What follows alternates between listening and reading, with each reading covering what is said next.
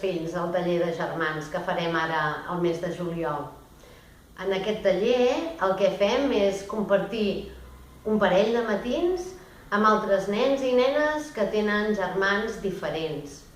Les activitats que fem són lúdiques i divertides, però ens porten totes a un objectiu molt concret, que si voleu us l'explico.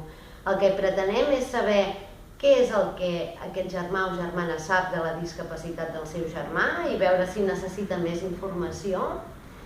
També explorem en el món de les emocions, com em sento jo per tenir un germà diferent, parlem de la família, però sobretot ens ho passem bé, de veritat, tot ho fem jugant i els nens s'ho acostumen a passar molt bé.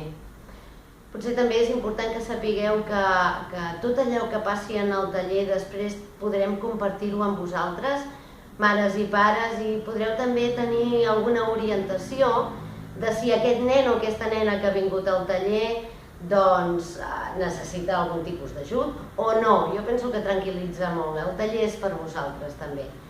Mares i pares, doncs res, apunteu-vos, que s'acaben les places.